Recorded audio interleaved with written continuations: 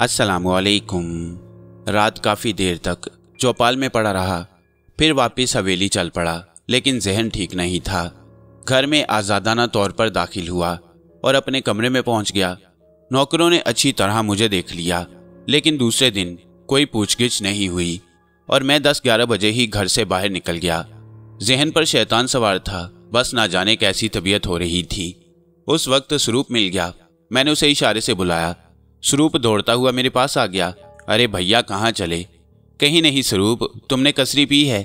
नहीं भैया, कहाँ, कई दिन से तरस रहा हूँ। एक बात बताओ स्वरूप, पूछो भैया, तुम्हारे पास कोई ऐसी जगह है जहाँ कोई ना पहुँच सके? मेरा मतलब है जहाँ हम अकेले हों और जो चाहे कर सकें। अरे भैया, ही, तुम्हें क्या ज़रूरत पड़ गई? स्वरूप हंसने लगा। ये मेरे सवाल का जवाब है, मैं गुर्राया।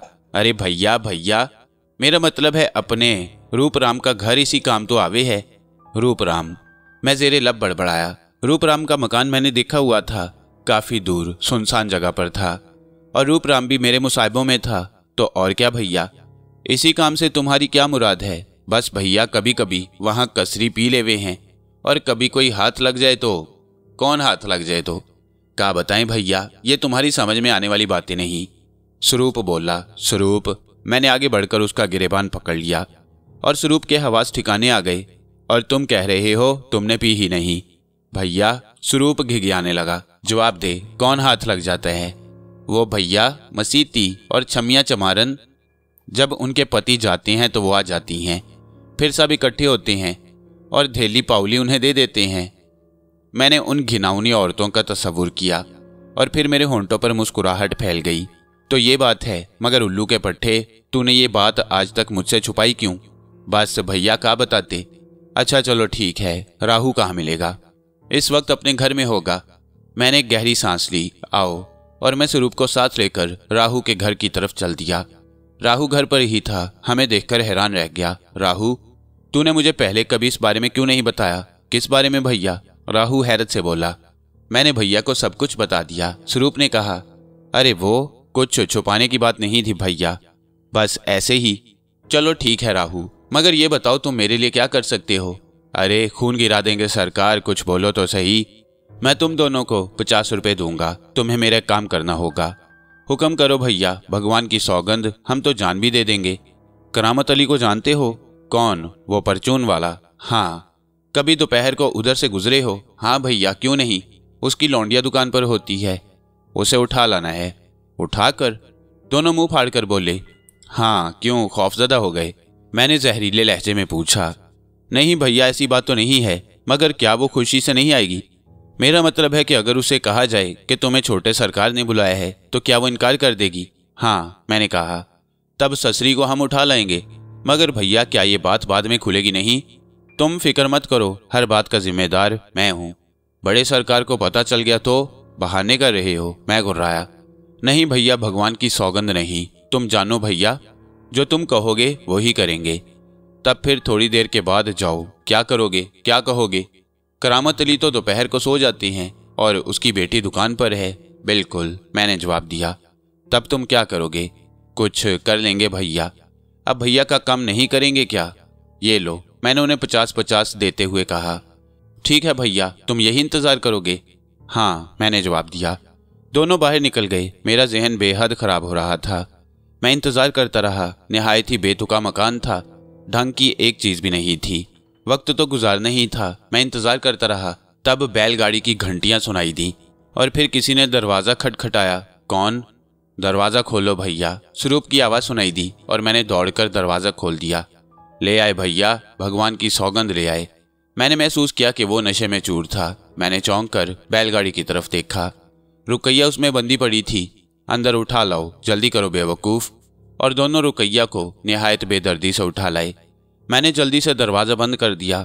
ये बैलगाड़ी किसकी है? मैंने पूछा। गोपाल दास की, बाहर खड़ी हुई थी, हम उड़ा लाए। स्वरूप ने कहा और हंस दिया। अरे किसी ने देखा तो नहीं? मैंने पूछा। किसी ने नहीं, भगवान की सौगंध, किसी ने नहीं।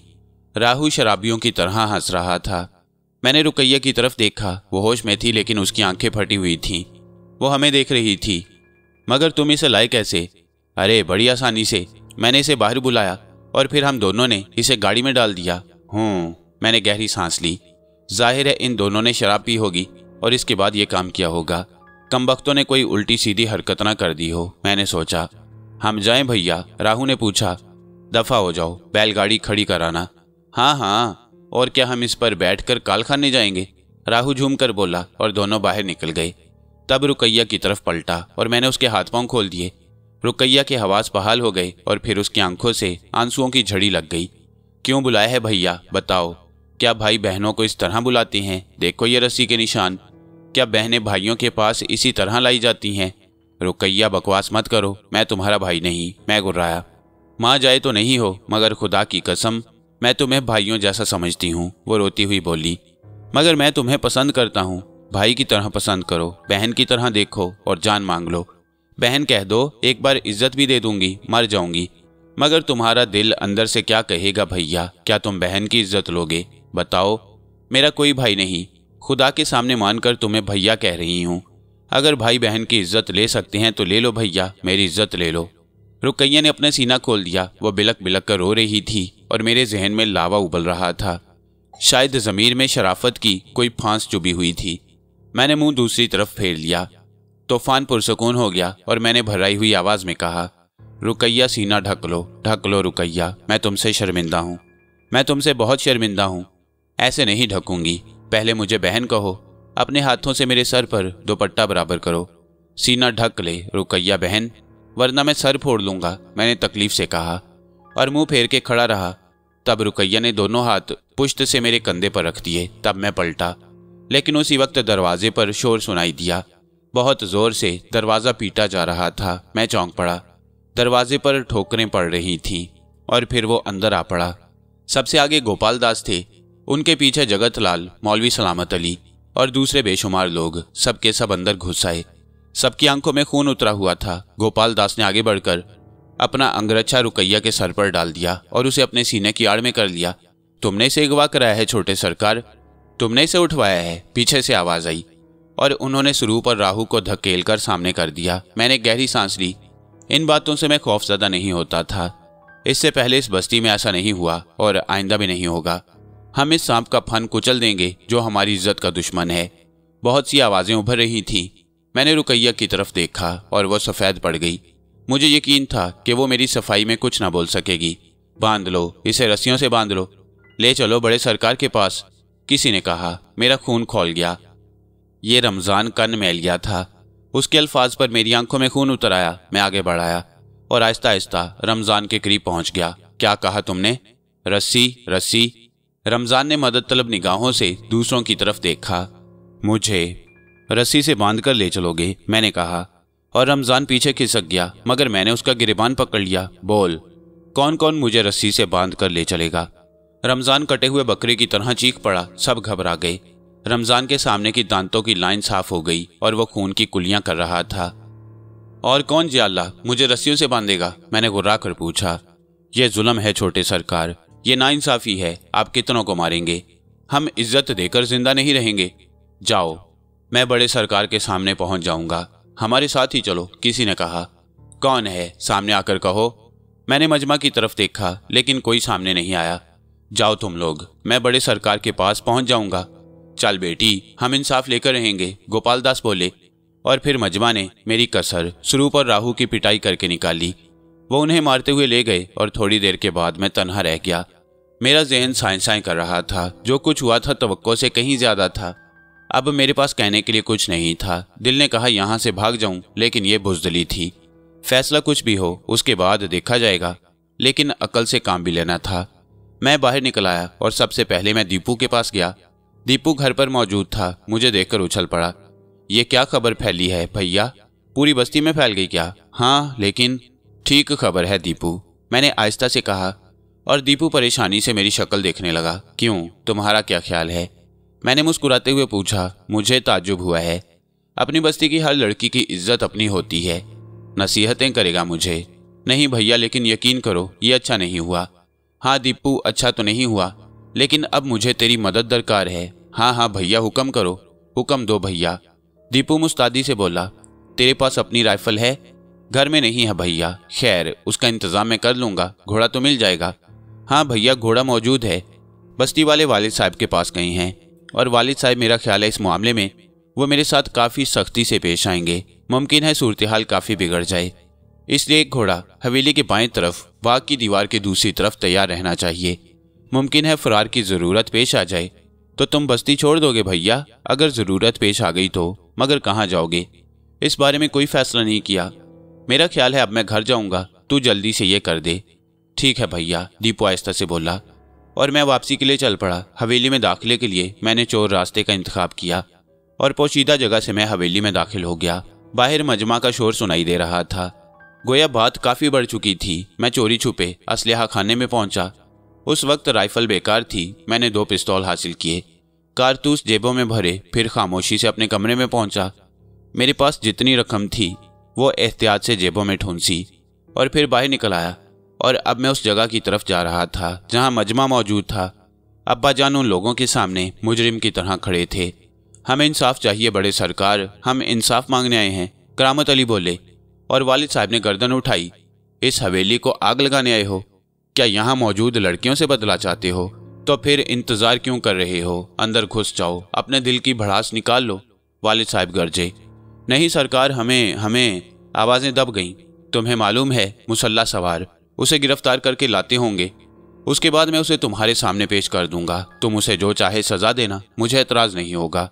और मेरे आतिशी ज़हन को इतनी ताब कहाँ थी।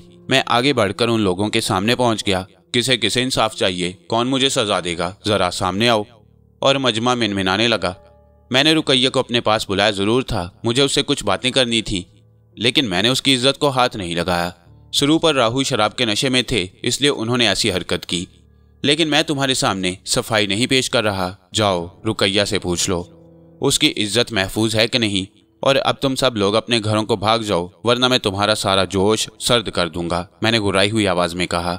ऐसा तो कभी नहीं हुआ सरकार, ऐसा कभी नहीं हुआ। गोपाल दास ने दुहाई दी। यूसुफ, वालिद साहब गरजे, तुम अपने आप को गिरफ्तार समझो। रुकैया के मामले की तफ्तीश होगी। अगर तुम मुजरिम निकले तो यह सब तुम्हें अपनी पसंद की सजा देंगे। तब फिर पहले मैं इन्हें अपनी पसंद की सजा दे लूं। मैंने दोनों पिस्तौल निकाल लिए और फिर मैंने 2 हवाई फायर किए और मजमा में भगदड़ मच गई। बहुत कम थे जो वहां रुके थे, लेकिन वालिद साहब की आंखों में खून उतर आया। जलील, कमीने, कुत्ते, नाखलफ, मेरे सामने तुझे इस दरिंदगी की जुर्रत कैसे हुई? फेंक दे पिस्तौल, वरना मैं। वो गुस्से से बेकाबू होकर मेरी तरफ बढ़े और मैं पीछे हट गया। बहुत अरसे से मेरे और आपके दरमियान मामलात ठीक नहीं चल रहे अब्बा हजूर, इसलिए अब मैंने आपकी ये बस्ती छोड़ने का फैसला कर लिया है। मैंने आप पर एहसान किया है, 10-20 को ख़त्म नहीं किया। बहरहाल इनके और मेरे दरमियान रंजिश है, फिर मुलाकात करूंगा। मैं और पीछे हटा। गिरफ्तार कर लो इसे, अब्बा गरजे। और हिचकिचाते मुलाजिम मेरी तरफ बढ़े, लेकिन जो ही मैंने पिस्तौल सीधे किए वो घिघियाने लगे और मैं अपनी मतलूबा जगह पहुंच गया। फिर मैंने दीवार की दूसरी तरफ छलांग लगा दी। दीपू ने एक उम्दा घोड़ा पहुंचा दिया था। मैं उस पर सवार हो गया और फिर मैंने घोड़े को सरपट छोड़ दिया। हालात वाकई अब गैर मुनासिब हो गए और फिर उस बस्ती में कुछ भी तो ना था, लेकिन बस्ती से निकलते ही एक और घोड़ा मेरे पीछे लग गया। वो काफ़ी तेज़ रफ्तारी से मेरे बराबर पहुंचने की कोशिश कर रहा था। मैं चाहता था कि बस्ती से मेरा फासला ज़्यादा से ज़्यादा हो जाए, इसलिए मैंने उस घोड़े पर तवज्जो नहीं दी, लेकिन घोड़ा मुसलसल मेरे पीछे आ रहा था। आखिरकार मैंने घोड़े की रफ्तार सुस्त कर दी। फिर दीपू को पहचानने में मुझे कोई दिक्कत नहीं हुई। मैंने घोड़ा रोक लिया और चंद लम्हों में दीपू मेरे पास आ गया। ये क्या हरकत है दीपू? कौन सी हरकत भैया? तुम मेरे पीछे क्यों आ रहे हो? अरे कैसी बातें कर रहे हो भैया, जो कुछ हो रहा है हमें मालूम है।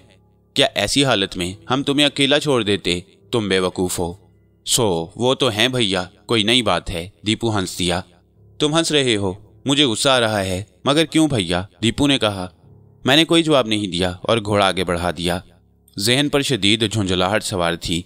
दीपू के इस तरह ताकुब करने पर मुझे गुस्सा आया, लेकिन हकीकत यह है कि जब उसने ये सवाल किया कि मुझे गुस्सा क्यों आ रहा है तो मैंने इस सवाल का कोई जवाब नहीं दिया, और इसकी वजह दीपू का माजी था। दीपू ने एक लम्हा मेरा साथ नहीं छोड़ा और मेरे लिए बेशुमार तकलीफ़ें उसने बर्दाश्त की। अब जब उसने देखा कि मैं अपनी बस्ती, अपना घर छोड़ रहा हूँ, तो वो मेरा पीछा कैसे छोड़ सकता था। लेकिन बस उस वक्त मेरी जहनी कैफियत कुछ अजीब सी हो रही थी, और रुकैया को बहन कहने के बाद जिस नुकसान का सामना करना पड़ा, उस कैफियत पर सख्त झुंझलाहट सवार थी। इसके बाद मैंने खामोशी इख्तियार कर ली और रफ्ता रफ्ता घोड़े की रफ्तार फिर तेज करता चला गया। मैं जानता था कि इब्राहिम बागा इस वक्त किस कैफियत का शिकार हो गई हैं। आखिर मेरे वालिद थे, अमन पसंद थे और ज़िंदगी में कभी उन्होंने कोई ऐसा अमल नहीं किया जो किसी के लिए तकलीफ का बायस होता। लेकिन उस वक्त उनकी कैफियत बहुत मुख्तलिफ थी। मैं उनके हाथ नहीं आना चाहता था, क्योंकि हाथ आने के बाद वो मेरे साथ बुरा सलूक करते और मैं बर्दाश्त नहीं कर सकता। इसलिए बेहतर यह था कि जितनी दूर निकल सकता हूँ निकल जाऊँ। और फिर दीपू था ही पागल। मैंने आधी रात तक घोड़ा दौड़ाया और दीपू मुसलसल अपने घोड़े पर मेरे साथ चला आया। इस दौरान उसने मुझसे कोई गुफ्तगू नहीं की। शायद वो भी ये समझ रहा था कि मैं उसका इम्तिहान ले रहा हूँ। यहाँ तक कि घोड़ा जो मुसलसल सफ़र कर रहा था थक गया और मुझे एहसास हुआ कि अब वो गिर पड़ेगा। उसने पूरी वफादारी के साथ मेरा साथ दिया और इससे पहले कि मेरा घोड़ा गिरे अचानक ही दीपू के घोड़े ने ठोकर खाई और कई कलाबाजियाँ खाकर साकित हो गया। मेरा घोड़ा भी आहिस्ता आहिस्ता बैठ गया, लेकिन मैंने दहशतज़दा निगाहों से दीपू को देखा कि दीपू की क्या कैफियत है। दीपू घोड़े से गिरने से पहले छलांग मार चुका था और जिंदा था, जबकि उसके घोड़े ने दम तोड़ दिया। मेरा घोड़ा भी जिस अंदाज में ज़मीन पर बैठ गया था, उससे यह अंदाज़ा होता था कि अब वो भी जी ना सकेगा। दर हकीकत हमने इन दो बेजुबान जानवरों के साथ जुल्म किया और उनकी वफादारी का बहुत ज़्यादा फ़ायदा उठा लिया। जिस अंदाज में ये दौड़ते चले आए थे, इसके बाद उनकी यह हालत तो होनी ही थी। मैं अपने घोड़े की पुश्त से उतर गया और दीपू मेरे करीब आ गया। मैंने घुराई हुई आवाज़ में कहा, अगर इस समय तो मेरा ताक़ुब ना करता तो यकीनी तौर पर मैं घोड़े को किसी ऐसी जगह रोक लेता जहाँ इसे आराम करने का मौका मिल जाता। मैंने आज तक तुमसे तल्ख लहजे में बात नहीं की भैया, आज भी नहीं करूँगा, लेकिन हाथ जोड़कर एक सवाल करना चाहता हूँ तुमसे। क्या तुम्हें संसार में किसी की मोहब्बत पर यकीन नहीं? मैंने चौंक कर दीपू को देखा। होशो हवास दुरुस्त हुए। तब मैंने आहिस्ता से कहा, कुछ नहीं दीपू, मैं जानता हूँ कि तू मुझे बहुत ज़्यादा चाहता है और तू भी ये जानता है कि ना मैं किसी से झूठी बात कहता हूँ, ना किसी को खुश करने के लिए ऐसी कोई बात कहता हूँ जिसका ताल्लुक मेरे दिलो दिमाग से ना हो। बहुत शुक्रिया। फिर इसके बाद भला ये सवाल रह जाता है कि मैं तुम्हारा पीछा ना करता। दीपू में मेरे पास आ गया। मैं थके थके अंदाज में आगे बढ़ा और थोड़े फासले पर एक दरख्त के नीचे बैठ गया। दीपू भी मेरे पास आ गया। घोड़े मर चुके हैं, मैंने दूर से नजर आने वाले घोड़ों को देखकर कहा। हाँ, वह बहुत दौड़ते रहे हैं, जानवर इतना नहीं दौड़ सकता। कोई फैसला करना होगा हमें। हाँ, भूख लग रही है, दीपू ने पूछा। क्यों? ये सवाल क्यों कर रहा है? मैंने कहा और उसने अपनी कमर से बंधा हुआ एक कपड़ा खोला।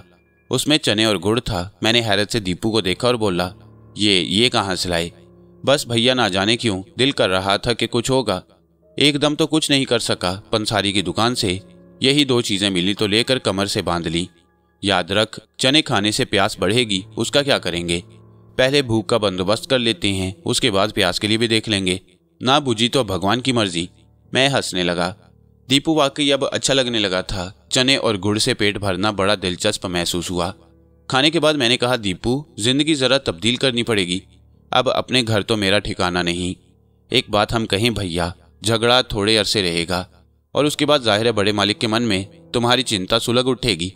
वही कोशिश करेंगे और तुम्हें मुआफ़ी मिल जाएगी। यार दीपू, एक बात तू अच्छी तरह से जानता है, अगर मैं बस्ती वापस चला गया तो बहुत से लोग जीते ना बचेंगे। ये वो लोग होंगे जिन्होंने उस वक्त बड़ी मर्दानगी दिखाने की कोशिश की थी। अरे कम से कम मेरी बात तो सुन लेने देते मेरे बाप को, और फिर रुकैया भी यकीन दिला देती। मगर उन लोगों ने तो आसमान सर पर उठा रखा था। भैया, जो होना था हो चुका, अब इसके बारे में सोचना बेकार है। अब ये बताओ क्या करना चाहिए? सोचते हैं। पेट भरने के बाद सोचने में काफ़ी आसानी हो जाती है, दीपू ने हंसते हुए कहा। मैं भी हंसने लगा। बहुत देर तक हम खामोश बैठे रहे। एक बात है भैया, क्या करण सिंह के पास चलें? छोड़ दीपू, करण सिंह मेरे लिए हो सकता है दिल में अच्छे जज्बात रखता हो, मुझे भी वो ऐसा ही आदमी लगा था, लेकिन जाहिर है डाकुओं के गिरोह में रहकर मैं डाके नहीं डाल सकता। ये मेरी फितरत के खिलाफ है और अगर कभी ऐसा मौका आया तो भी करण सिंह का सहारा नहीं लूँगा। जो काम करता हूँ अपने बल पर करता हूँ और अपने बल पर ही करूँगा। ठीक है भैया, ठीक है, कब मना कर रहा हूँ। मगर अब ये बताओ कि यहाँ से पैदल ही चलना पड़ेगा, और वो भी भूखा प्यासा। गुड़ और चने खत्म हो गए हैं। देखते हैं भगवान क्या चाहता है। मेरा ख्याल है चलें। चलो, मैंने कहा और हमने एक रास्ता मुंतखिब किया और उस पर आगे बढ़ने लगे। सूरज की तपिश बढ़ती जा रही थी। पानी ना जाने कब से नहीं पिया था। प्यास बहुत शिद्दत से महसूस हो रही थी, लेकिन इजहार करने का मतलब बुज़दिली है। अलबत्ता थोड़ा फासला तय करने के बाद हमें ढलान में एक आबादी नजर आई और दीपू खुशी से उछल पड़ा। लो भैया, जीवन मिल गया, आओ, मैंने कहा और हमने ढलानों पर उतरना शुरू कर दिया। थोड़ी देर के बाद हम उस आबादी में दाखिल हो गए। आबादी के सिरे पर ही एक धर्मशाला बनी हुई थी। धर्मशाला में पहुंचने के बाद पानी का मसला हल हो गया। एक कुआं था। कुएं के पास चमड़े का डोल रखा हुआ था जिसमें रस्सी बंधी हुई थी। दीपू ने डोल पानी में डाला और पानी निकाल लिया। फिर दोनों हाथों को मुंह से लगाकर मैंने पहले पानी पिया, उसके बाद डोल पकड़ा और दीपू को पानी पिलाया। थोड़ा सा पानी हमने अपनी गर्दन और चेहरे वगैरह पर भी डाला और इसके बाद वहां से आगे बढ़ गए। अच्छी बस्ती थी। कच्चे पक्के बेशुमार मकानात बने हुए थे, अलबत्ता आबादियों से अलग थलग। कुछ तांगे नजर आ रहे थे और सामने ही एक कच्ची सड़क जो यकीनन किसी बड़ी आबादी को जाती होगी। लेकिन कुर्बो ज्वार में बिखरे हुए खेत इस बात की निशानदेही कर रहे थे कि इलाका जरखेज है। मैं और दीपू आगे बढ़ते रहे।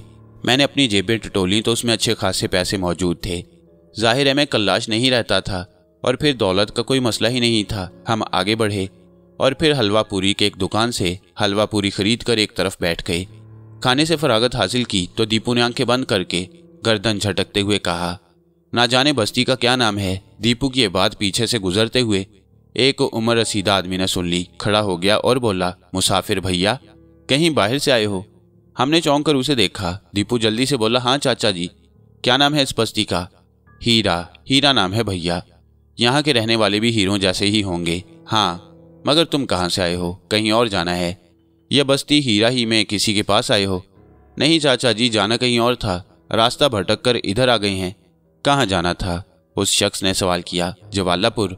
अरे कहाँ जवालापुर और कहाँ हीरा बस्ती? एक उत्तर में तो दूसरी दक्कन में। बहुत फासला है यहाँ से क्या? अरे बेटा, फासला तो बहुत ज्यादा है, तुम सोच भी नहीं सकते। देखा जाएगा चाचा जी, चले जाएंगे। देखो ऐसा करो, मैं तुम्हें बताऊं, बल्कि यूं करो, आओ मेरे साथ चलो, दोपहर का खाना मेरे घर खाओ। उसके बाद मैं तुम्हें बताऊंगा कि आगे तुम्हें क्या करना है। जितना हुलिया खराब हो रहा है उससे पता चलता है कि काफी फासला पैदल तय किया है। सो तो है चाचा जी, आ जाओ, कोई ऐसी बात नहीं। वो आगे बढ़ गया। मैंने दीपू को इशारा किया और हम दोनों उस शख्स के साथ चल पड़े। मैंने कहा, शक्ल सूरत से मुसलमान मालूम होता है। हाँ, मेरा भी यही ख्याल है। दीपू बोला, तुम्हें कोई एतराज तो नहीं होगा? दीपू ने चौंक कर मुझे देखा, फिर हंसकर बोला, तुम मुसलमान हो या हिंदू? मैं मुसलमान हूँ। तो मुझे कोई एतराज हुआ? मैं हंसने लगा। हम उन साहिब के साथ उनके छोटे से घर पहुंच गए। घर के सामने एक साहिबान बना हुआ था जहां घास फूस का छप्पर पड़ा हुआ था। लकड़ी का एक तख्त भी मौजूद था जिस पर कुछ बिछा हुआ था। उन्होंने कहा, बैठो, आराम करो, मैं पानी लाता हूँ। अरे हाँ, मैंने तुम लोगों से तुम्हारे नाम तो पूछे नहीं, और हमने कौन सा आपसे आपका नाम पूछ लिया।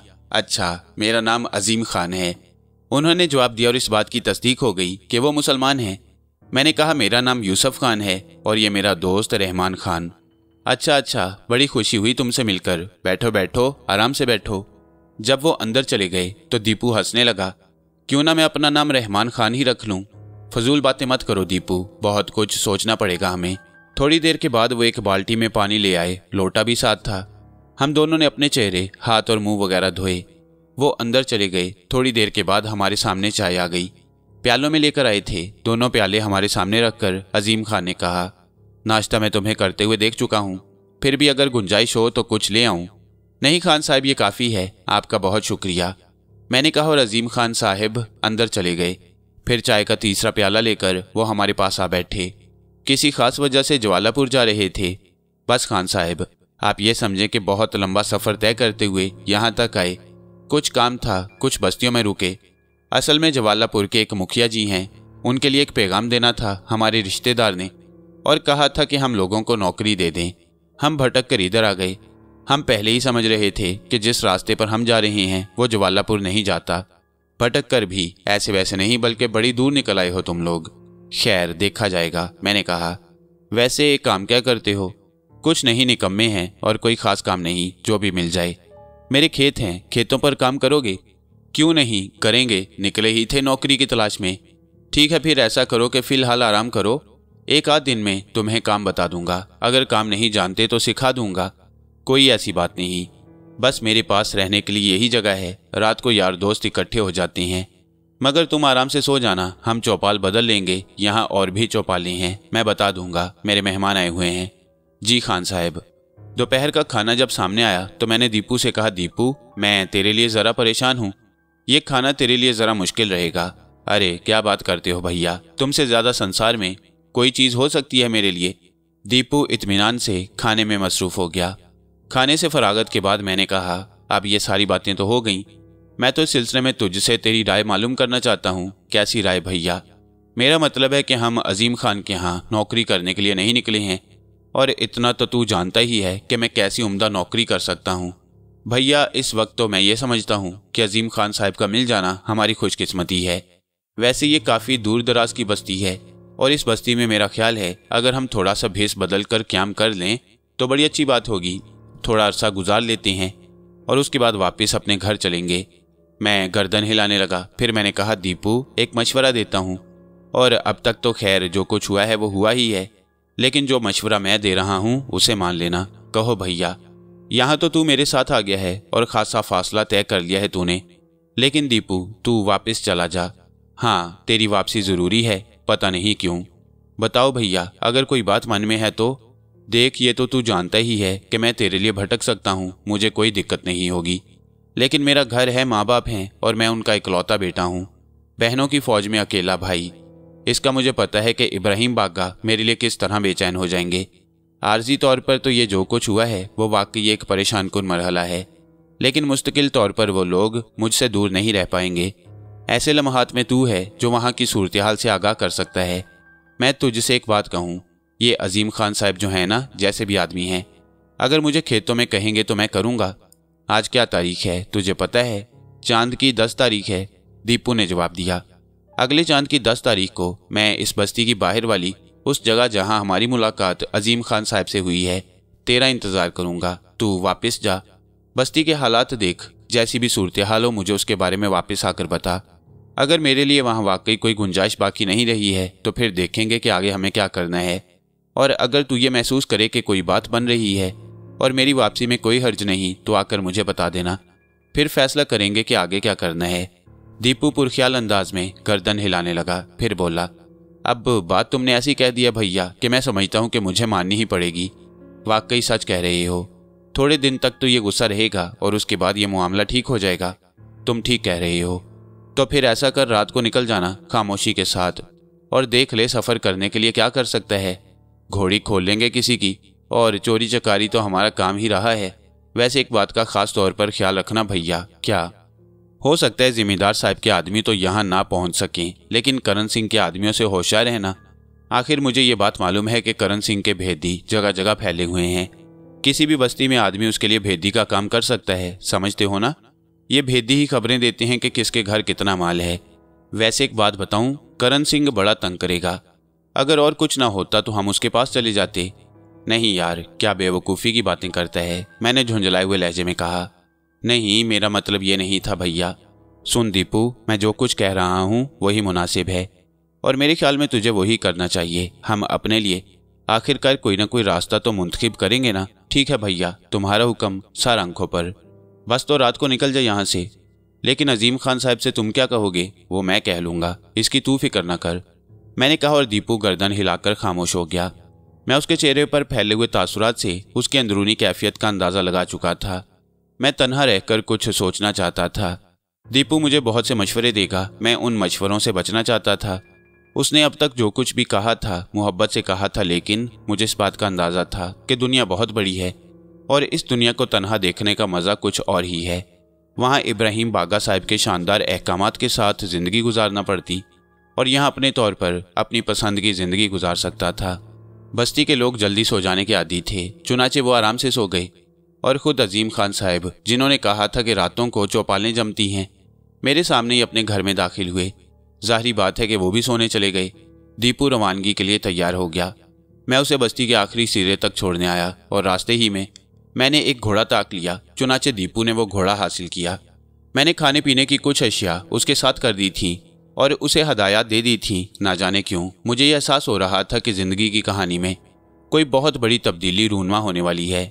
दीपू घोड़े पर बैठा, मुझे अपना ख्याल रखने की हदायत की, और इसके बाद अपने घोड़े को एड़ लगाई जब वो निगाहों से ओझल हो गया तो मैंने दूर दूर तक फैले हुए माहौल पर निगाहें डाली।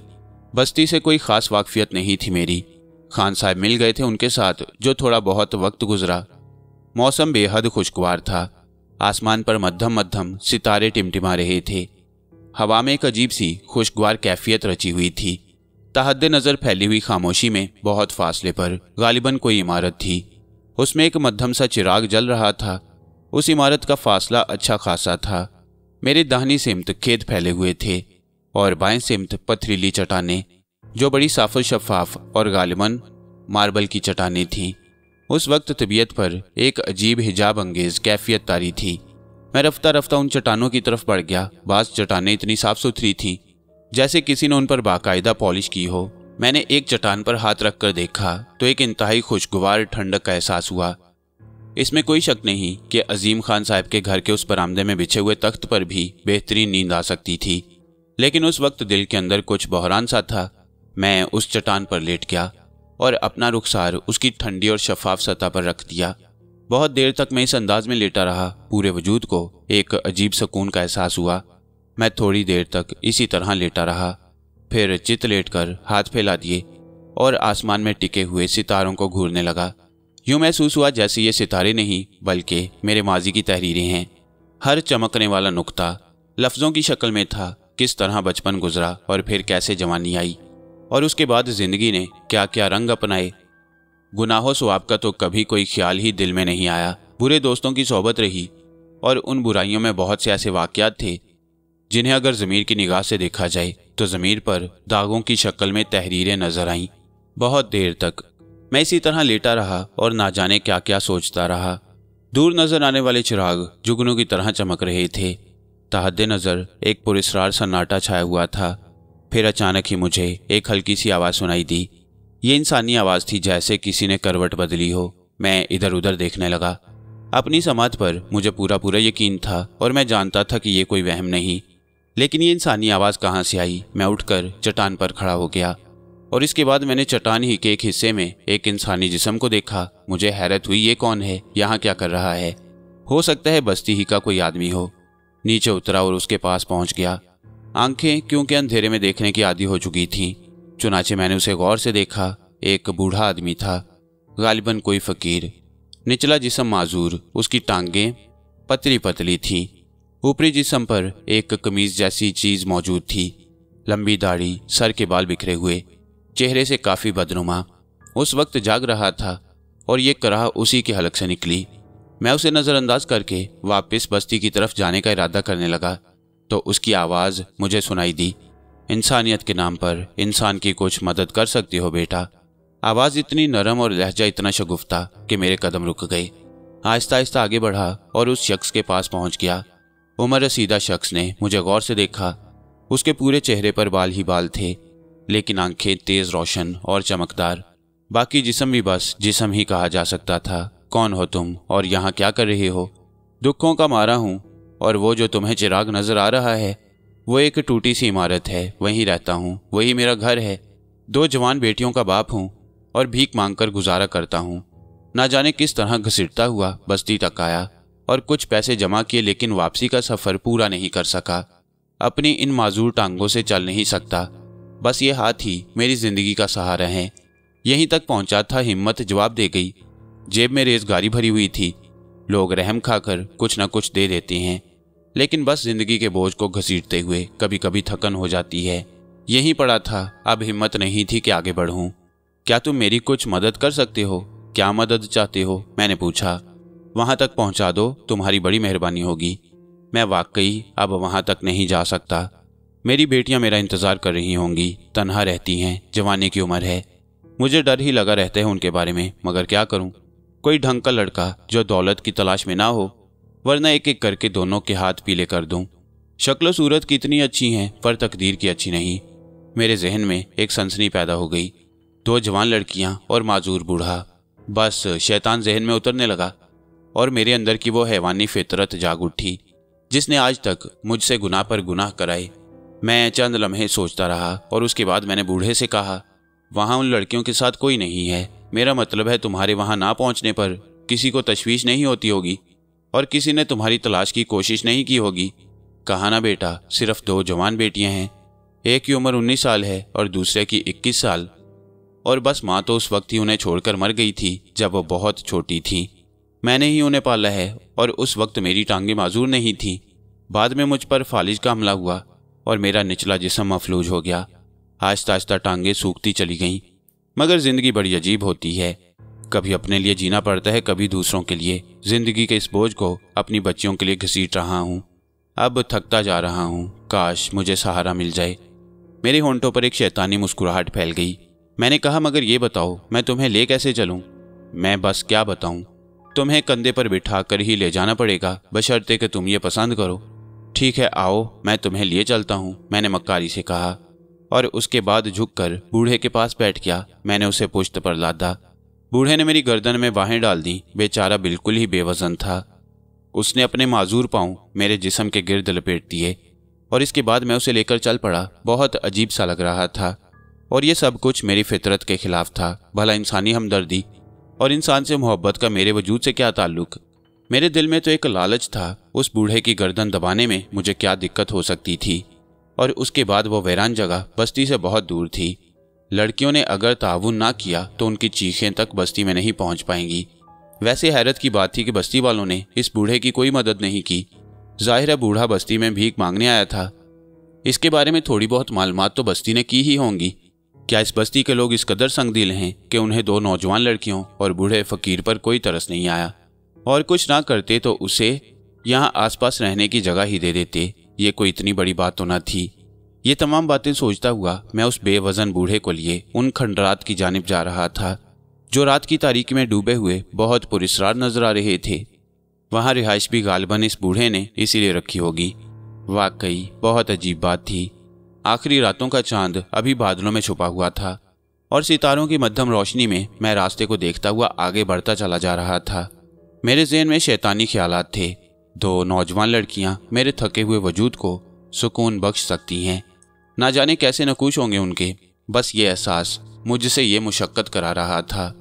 फासले कम होते चले गए और थोड़ी देर के बाद मैं उस टूटे खंडर के अंदर दाखिल हो गया। बड़ा भयानक और अजीब माहौल था यहाँ का। चारों तरफ मुकम्मल खामोशी छाई हुई। मैंने बूढ़े से कहा, यहाँ तो कोई नज़र नहीं आता।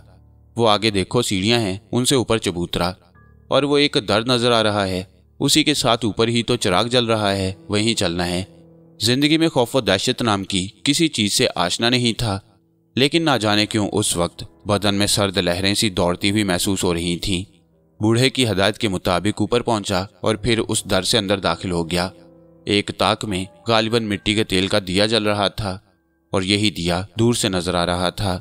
यहाँ पहुंचने के बाद मैंने चारों तरफ देखा तो कोई खास चीज यहाँ नहीं थी। एक तरफ पानी का एक घड़ा, दूसरी तरफ ईंटों का बना हुआ चूल्हा जिसमें राख नजर आई। करीब ही 2-3 टीन के डब्बे पड़े थे। मैं अंदर आने के बाद बोला, यहाँ तो कोई भी नजर नहीं आ रहा। कहाँ हैं तेरी बेटियाँ? उन्हें आवाज दो। बेटियाँ और मेरी? अरे पागल हुआ है क्या? यहाँ मेरे अलावा और कोई नहीं। एक था, अब 2 हो गए, लेकिन 2 भी एक ही होंगे। क्या समझा?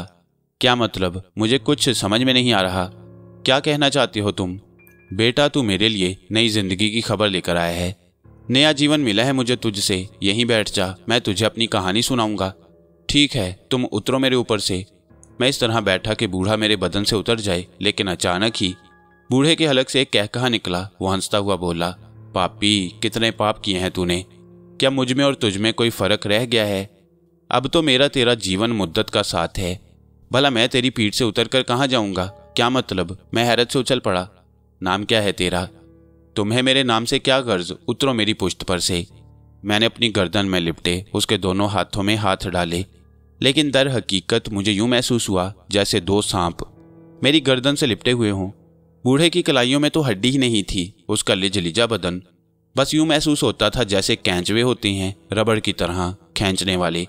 और मैं इस कैफियत को कोई तशबीह नहीं दे सका। मैंने उन हाथों को अपने जिस्म से जुदा करने की कोशिश की तो वो खिंचकर लंबे हो गए और छोड़े तो बदस्तूर मेरी गर्दन से लिपटने लगे। फिर मुझे उसके पैरों का भी एहसास हुआ। उस वक्त सच्ची बात यह है कि मेरे रोंगटे खड़े हो गए। बूढ़े की टांगें सूखे हुए बेजान चीचड़ों की तरह थी और बज़ाहिर उनमें कोई जान नहीं थी, लेकिन अब वो मेरे पेट से लिपट गई थी। और मुझे यूं महसूस हो रहा था जैसे वो भी दो लंबे सांपों की मानिंद हों। हाथों को छोड़कर मैंने उन टांगों की गिरफ्त ढीली करने में कुव्वत सरफ की, लेकिन वही कैफियत उन टांगों की थी। अपने बदन की पूरी कुव्वत सरफ करके भी मैं उन टांगों को अपने बदन से ना हटा सका। अलबत्ता टांगों की गिरफ्त सख्त हो गई और मुझे सख्त तकलीफ हो रही थी। मैंने घुर्राई हुई आवाज में कहा, क्या तुम मुझे धोखा देकर यहाँ तक लाए हो? अगर तुमने ऐसा किया है तो मैं तुम्हें जिंदा नहीं छोड़ूंगा। जवाब में बूढ़े की भयानक हंसी सुनाई दी। उसने कहा, तुझसे जो कुछ किया जा रहा है तू कर ले, जब थक जाए तो मुझे बता देना, उसके बाद बैठकर प्रेम की बातें करेंगे। बूढ़े की आवाज में इतना सुकून था कि मेरा सारा वजूद लरजने लगा। उसके हाथ और पांव मुझसे लिपटे हुए थे। पुश्त पर बस हल्के से वजन का एहसास था, लेकिन अब यूं लग रहा था जैसे उस कमबख्त के बदन में पसलियां भी ना हों, बिल्कुल रबड़ की तरह। मगर रबड़ भी इतनी घिनौनी नहीं होती। क्या है ये सब? वो जोंक की तरह मुझसे लिपट गया। काफी कोशिश करने के बावजूद मैं उसे नीचे फेंकने में कामयाब नहीं हो सका। मेरा सांस फूल गया और आंखें हलकों से उबलती हुई महसूस हो रही थीं। वो बड़े इत्मीनान से मेरी पीठ पर था। जब मैं थक गया तो उसने आहिस्ता से कहा, और कोशिश कर ले, और कोशिश कर ले। जब तेरा दम आखिरी वक्त पर आ जाए तो मुझे बता देना, मान लेना मेरी बात। मगर तुम कौन हो और ये क्या हरकत है? मैंने तो सिर्फ इंसानी हमदर्दी की बुनियाद पर झूठे से झूठ बोल रहा है। तूने इंसानी हमदर्दी की बुनियाद पर नहीं, बल्कि अपने आप से हमदर्दी की बुनियाद पर मुझे यहाँ तक लाने की कोशिश की है। देख लड़के, इस संसार में कुछ दो कुछ लोग की बात चलती है और तेरे साथ भी वही शुरू हो गया है। तू कौन है, क्या है, ये सारी बातें तो हम बाद में कर लेंगे, लेकिन एक बात हमें अच्छी तरह मालूम है कि किसी मुसलमान का लड़का है। नाम बता दे अपना, ताकि हम तुझे उसी नाम से मुखातिब करें। पहले तू मेरे जिस्म से उतर जा। वही तो नहीं हो सकता। अरे हमें भी किसी ने इस हाल में पहुंचाया है। तेरा ही कोई दादा ताया मामा होगा। अब भला इतनी आसानी से हम कैसे ये काम कर सकते हैं? तू ही हमारी वो सारी मुसीबतें दूर करेगा जो हम पर सवार हो गई हैं। मैं तुझे जिंदा नहीं छोड़ूंगा। तू नहीं जानता मैं पागल आदमी हूँ। मेरी जिंदगी जाएगी लेकिन तेरी जिंदगी भी नहीं बच सकेगी। मैं अचानक ही बहुत जोर से उछला और पीठ के बल नीचे गिरा। मेरी पीठ में कोई चोट नहीं लगी। इसकी वजह बूढ़े का रबड़ जैसा बदन था। फिर मैं उसे बुरी तरह से जमीन से रगड़ने लगा। मैंने हर मुमकिन कोशिश कर ली, लेकिन बुढ़ा इत्मीनान से मेरी पीठ से चिपका रहा, यहाँ तक कि मेरे बदन का जोड़ जोड़ दुखने लगा और आखिरकार मैं थक गया। बूढ़े की हंसती हुई आवाज़ सुनाई दी, और कोशिश कर, और कोशिश कर, मुझे भी मज़ा आ रहा है। जब थक जाए तो बैठकर मुझसे बात करना। मेरे बदन के सारे मुसामात ने पसीना उगलना शुरू कर दिया। ये वहशतखेज लम्हात मुझे ज़िंदगी में कभी नसीब नहीं हुए। बिल्कुल ही अनोखी बात थी ये मेरे लिए, इतनी अनोखी कि तसव्वुर में भी नहीं आती थी। अब मैं उससे खौफजदा हो गया। बूढ़े की मरियल टांगे और हाथ अब भी सांप की तरह मेरे जिस्म से लिपटे हुए थे। उसने कहा, देख पागल, अपनी जान को तकलीफ दे रहा है। अगर मैं चाहूं तो अपने हाथों की ये गिरहा सख्त करके तेरी गर्दन दबाकर तुझे मार दूं, मगर तुझे मारने के लिए नहीं अपनाया है मैंने। मैं तेरे वजूद में दाखिल हो जाऊंगा। अगर तू संसार के सामने जाए तो कोई भी तुझे देखकर ये नहीं कह सकेगा कि तेरे बदन में मैं सवार हूं। यही तो मजे की बात है। और अब इसी तरह मेरे और तेरे बीच दोस्ती चलेगी। अभी तू कुछ भी कर ले, जो तेरी कोशिश हो सकती है वो कर ले, लेकिन अगर मेरी बात पर तू खामोशी से बैठ गया तो मैं तुझे बताऊंगा अपने बारे में। तू मुझे अपने बारे में बताना और फिर मेरी और तेरी दोस्ती चलेगी। देख, एक बात सुन, इतना अंदाजा तो तूने लगा लिया कि अब तू मुझसे बचने की हर कोशिश में नाकाम रहेगा। कहीं जीवन में अगर कुछ ऐश चाहता है तो मेरे साथ रह और मुझसे ताउन कर, वरना यहाँ तक पहुँचने के बाद मैं तुझे जीता छोड़ना पसंद नहीं करूँगा, क्योंकि इस तरह मेरी कहानी दूसरों की जुबान तक पहुँच जाएगी और मैं नहीं चाहता कि और कोई कान मेरी कहानी सुने। जो कुछ है मेरे और तेरे बीच रहे। ऐसा कर, पहले इस बात से समझौता कर ले, उसके बाद हम आगे की बातें करेंगे। जिंदगी में वैसे तो बहुत से वाकयात मेरे साथ पेश आए जो अजीबोगरीब नौयत के हामिल थे, लेकिन इस वक्त जो चोट हुई थी वो दर हकीकत मेरी जिंदगी का सबसे बड़ा वाकया था। हालांकि अपनी फितरत के मुताबिक मैं किसी ऐसे शख्स को मुआफ़ नहीं करता जो मेरे लिए किसी तरह मुश्किल का बायस बना हो। मिजाज में ही ये बात नहीं थी, लेकिन उस वक्त मुसीबत ये थी कि ये कमीना बूढ़ा जिसने मुझे धोखा दिया और मेरी पुश्त पर यहाँ तक सफ़र किया, इस तरह मुझसे चिमट गया कि मेरी हर कोशिश उसे अपने आप से जुदा करने में नाकाम रही। इस सिलसिले में दर हकीकत अब मेरे अंदर वो कैफियत उभर आई जो किसी बेबस इंसान के अंदर उभर आती है। अलबत्ता दिमाग की तेजी अपनी जगह बरकरार थी। मैंने सोचा कि बूढ़े शैतान के साथ ताउन करना ही ज्यादा मुनासिब है, और इसके बाद मैंने उससे कहा, बूढ़े शख्स, तू जो कोई भी है, बड़ा शातिर और बड़ा चालाक और बड़ा कमीना फितरत है। तूने मुझे धोखे से यहाँ तक लाने का अमल किया और उसके बाद मुझ पर इस तरह अपना तसल्लुत जमा लिया है कि मैं तुझको अपने आप से उतारने में नाकाम रहा। असल में मेरी एक फितरत है, वो ये है कि अगर किसी काम में नाकाम रहूं और वो काम किसी और के जरिए मुकम्मल हो जाए तो अपनी शिकस्त तस्लीम कर लेता हूँ। लेकिन ये बात मैं तुझे बताए दे रहा हूँ कि शिकस्त तस्लीम करने का मतलब ये नहीं कि मैं तेरे हर हुक्म की तामील करूँ। अरे बावले, कुछ सोच, ज़रा अपनी अकल से सोच। देख, बुरे को बुरा मिल जाता है। बुजुर्ग और सियाने यही कहते चले आए हैं कि नेकों को नेक और बुरों को बुरा साथी मिलता है। छोड़ पुरानी बातें। बुराई को अगर बुराई समझा जाए तो मनुष्य बुराई क्यों करे। संसार में जो कुछ हो रहा है अपनी आंखों से नहीं देखा तो मैं तुझे दिखा दूंगा। अरे, हम तो काले इल्म के जरिए काली बातें करते हैं, लेकिन वो तो अपने आप को काला भी नहीं कहते जो हजारों घरों पर कालक फेर देते हैं। खैर, दुनिया की बातें क्यों करें, अपनी बात कर। मैं भी जानता हूं, तू भी जानता है कि अगर मैं तुझे 2 जवान बेटियों का लालच ना देता तो तू मुझे अपने कंधे पर बिठाकर यहाँ न लाता। देख, दीन धर्म तेरा जो कुछ भी है वो तू जाने और तेरा काम, लेकिन मुझे ये बता कि क्या ऐसा नहीं है? हम जो बुरे आदमी सच बोलना चाहते हैं, बोल, क्या मैं सच नहीं कह रहा हूँ? मेरे होंठों पर मुस्कुराहट फैल गई। मैंने कहा, तू वाकई शैतान की औलाद है। हालांकि एक बुजुर्ग की हैसियत से मुझे तुझ पर तरस आया था, लेकिन खैर इस बात को मैं भी तस्लीम करता हूँ कि 2 जवान लड़कियों का लालच मेरी नेक नियति पर हावी था। क्या समझा? खैर, अगर ऐसी ही बात थी तो भी कोई हर्ज नहीं। मेरी कौन सी ऐसी बेटियां हैं जिनके लिए मुझे शर्म आए। हाँ, एक बात समझ ले, मेरा अगर साथ दे तो संसार में तुझे ऐसी शक्ति दूंगा कि तेरी हर ख्वाहिश पूरी हो जाएगी। तेरी निगाहें धरती में छुपे हुए खजाने देख सकेंगी। तेरी दी हुई मिट्टी की चुटकी हर मर्ज की दवा होगी, ये मेरा वचन है। लेकिन इसके लिए तुझे मेरा साथ देना पड़ेगा। जवाब में मैं हंस पड़ा। मैंने कहा, पहले ये बता मुझे कि मैं तुझे किस नाम से मुखातिब करूं? हरचंदी है मेरा नाम, समझा? हरचंदी। तो हरचंदी, जब तू ये सारी कुव्वतें मुझे दे सकता है तो अपनी इन अपाहज टांगों और हाथों से चल क्यों नहीं सकता, या उन्हें ठीक क्यों नहीं कर सकता? हर बात के पीछे एक कहानी होती है पगले। जल्दबाजी में किए जाने वाले सवाल मन को दुख भी देते हैं। पहले मुझे तू ये बता कि तू वो नहीं चाहेगा जो मैं तुझसे कह रहा हूँ। तूने पहले मुझे ये लालच दिया कि तेरी 2 नौजवान बेटियां इस खंडर में रहती हैं।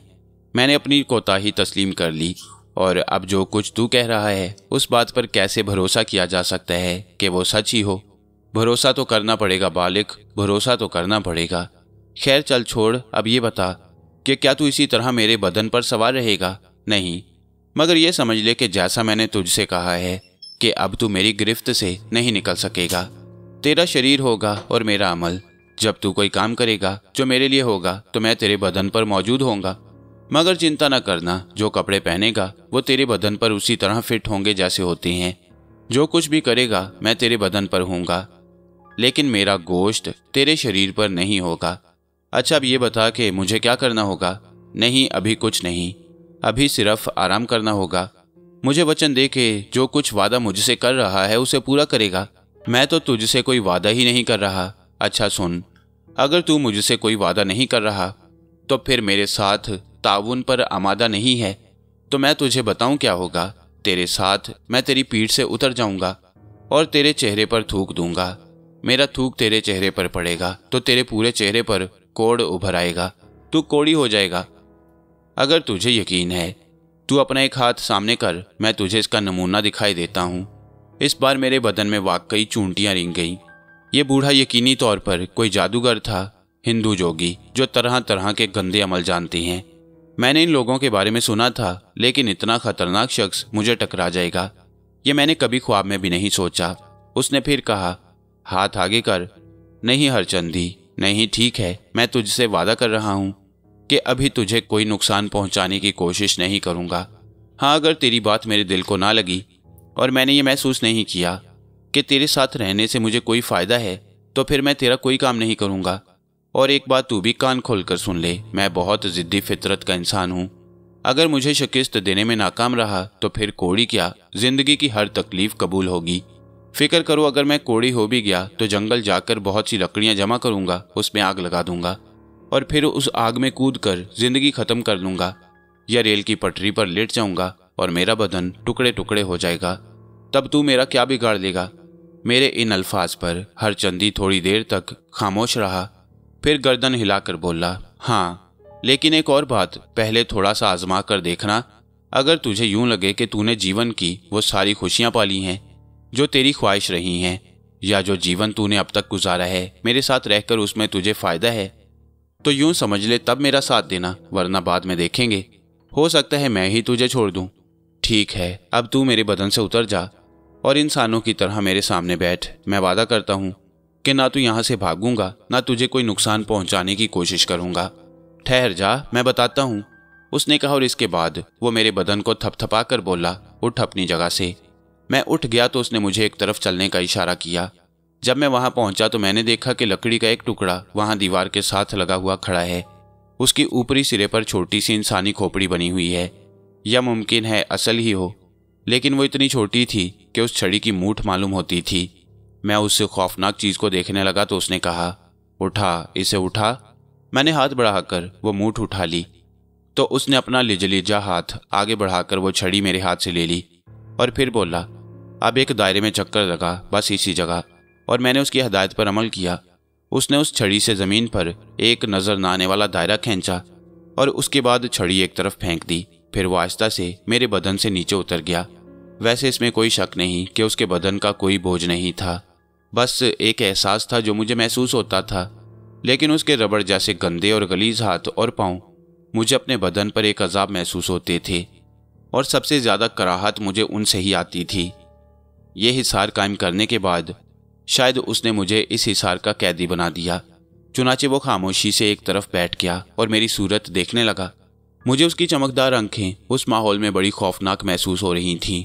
उस वक्त मैंने उसका मकरू चेहरा भी देखा। पता नहीं क्या चीज था कमबख्त, ऐसी मनहूस शक्ल का मालिक देखकर दिलो दिमाग पर वहशत तारी हो जाए। खड़ी हुई नाक, लटके हुए होंठ भवें सिरे से गायब, सर गंजा था और पेशानी की खाल इस तरह आंखों पर लटकी हुई थी कि आंखें तक ढक जाती थीं।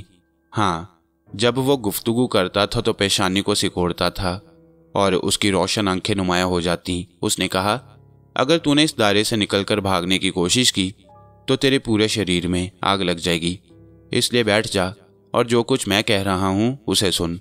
मैं नफरत भरे अंदाज में जमीन पर बैठ गया। मैंने कहा, इतनी धमकियां देता है तो मुझे कि मुझे किसी ने भी नहीं दी, लेकिन खैर, अब मैं जब तुझसे वादा कर चुका हूं तो अपना वादा पूरा करूंगा। सबसे पहले मुझे ये बता कि मुझसे क्या चाहता है। देख, तेरा और मेरा साथ होगा। थोड़ी सी तफसील मैं तुझे इसके बारे में बता चुका हूं। पहले तू मेरी एक छोटी सी कहानी सुन ले। हरचंदी है मेरा नाम, पंडित गोविंद राज का बेटा हूं। पंडित जी एक मंदिर में बड़े पुजारी थे और अपना काम धंधा चला रहे थे। माता थी मेरी, बहन भाई थे, सबके साथ जीवन बिता रहा था मैं। हमारी बस्ती से थोड़े फासले पर एक साहिब रहा करते थे, बाबा रहमान के नाम से। लोग उन्हें जानते थे, उनका एक पूरा खानदान था। लेकिन लोगों का ख्याल था कि बाबा रहमान बहुत बड़े आलिम हैं, बड़ी कुव्वतें रखते हैं वो। हमारे उनके बीच कोई ऐसा झगड़ा नहीं था। लेकिन फिर यूं हुआ कि एक दिन मैं बाबा रहमान के घर के सामने से गुजर रहा था कि मैंने एक खूबसूरत सी लड़की देखी। मुसलमान लड़की थी, ऐसी हसीन, ऐसी प्यारी कि मैं उसे देखकर बेखुद हो गया और फिर उसके हसूल के लिए कोशिशें करने लगा। जवानी थी, सरकशी थी। मालूमात हासिल की तो पता चला कि वो बाबा रहमान की बेटी है। बड़ा मसला हो गया मेरे और उनके बीच। आखिरकार मैंने यूं किया, एक दिन मौका पाकर उस लड़की को अगवा कर लिया। मैं उसे बेहोश करके एक जगह ले आया। पहाड़ी इलाका था, मंदिर यहाँ से कुछ फासले पर था। मैं लड़की को मंदिर से कुछ फासले पर एक पहाड़ी टीले पर ले गया और उसके बाद उसे होश में ले आया। मैंने उसे अपने मन की बात कही। लड़की खौफ से सुकड़ी सिमटी रही और जब उसने मेरे मन की बात सुनी तो खामोशी से अपनी जगह से उठी और दौड़कर उस पहाड़ी से नीचे छलांग लगा दी। पहाड़ी इतनी ऊंची थी कि नीचे गिरकर उसकी हड्डियां चूर चूर हो गईं। पर उसी लम्हे शायद बाबा रहमान को अपने इल्म के जरिए या किसी और जरिए से सारी सूरत हाल पता चली। 20-25 आदमियों के साथ वो दौड़ते हुए आए। उस समय लड़की अपनी जान दे चुकी थी और मैं ऊपर पहाड़ी पर ही था। उन्होंने मुझे घेर लिया और घेरने के बाद मेरे हाथ पांव रस्सी से बांधकर मुझे मेरे पिताजी के सामने ले गए। पिताजी नेक दिल इंसान थे। उन्होंने ये बात पसंद न की और बाबा रहमान को ये इजाज़त दे दी कि वो जो सज़ा चाहें मुझे दें, पुलिस के हवाले कर दें, खुद पत्थर मार मार कर मुझे संसार कर दें, या जो उनका दिल चाहे करें। बाबा रहमान ने गर्दन झुका ली, लेकिन उनके साथ उनके जो चेले चांटे आए थे वो मुझे मुआफ़ करने पर तैयार नहीं थे। चुनाचे मुझे मजबूत रस्सियों से बांधकर घसीटते हुए वो लोग ले गए और इसके बाद उन्होंने मुझे एक जगह कैद कर दिया। बाबा रहमान ने कोई फैसला नहीं दिया, लेकिन वहाँ उस कैद के दौरान मैंने इस बारे में सोचा कि मेरे पिता ने भी मेरे साथ गलत किया और वो रहमान बाबा मुझे जो सज़ा देना चाहता है मैं उससे पहले ही वहाँ से निकल भागूं। फिर मैंने कोशिश भी की इस सिलसिले में, लेकिन उन्होंने मेरे गिर्द पहरा सख्त रखा। 5 दिन तक मैं कैद रहा, भूखा प्यासा। उन लोगों का मंसूबा ये था कि मुझे वहीं भूखा प्यासा मार दें, लेकिन बाबा रहमान कुछ और सोच रहे थे। आलिम आदमी था। एक दिन वो प्याले में पानी पड़कर लाया और इस दौरान पहली बार दरवाज़ा खुला। उसने मुझे देखा। 5 दिन तक भूखा प्यासा रहने से मेरी जो हालत हो रही थी तुम खुद उसका अंदाज़ा लगा सकते हो। मैं जिंदा था, ये भी बड़ी बात थी। रहमान बाबा के हाथ पानी का प्याला देखकर मैं उसकी जानिब झपटा तो बाबा रहमान ने वो सारा पानी मेरे ऊपर फेंक दिया और गुर्राई हुई आवाज़ में कहा, अब तू यहाँ से जा, जो तेरा दिल चाहे कर। मैंने तुझे वो सज़ा दे दी है जो ज़िंदगी भर तेरे लिए सज़ा ही रहेगी। मैंने उस समय तो महसूस नहीं किया कि वो सज़ा क्या है। दरवाज़ा खोल दिया गया। मैं वहाँ से निकल आया। वो सब लोग चले गए। अब मैं ये सोचने लगा कि मुझे करना क्या चाहिए। वैसे बाबा रहमान की कही हुई बात ने मुझे खौफजदा कर दिया, लेकिन बात मेरी समझ में नहीं आई। अपने पिता पर भी मुझे गुस्सा था कि उन्होंने मुझे किस तरह बाबा रहमान के हवाले कर दिया।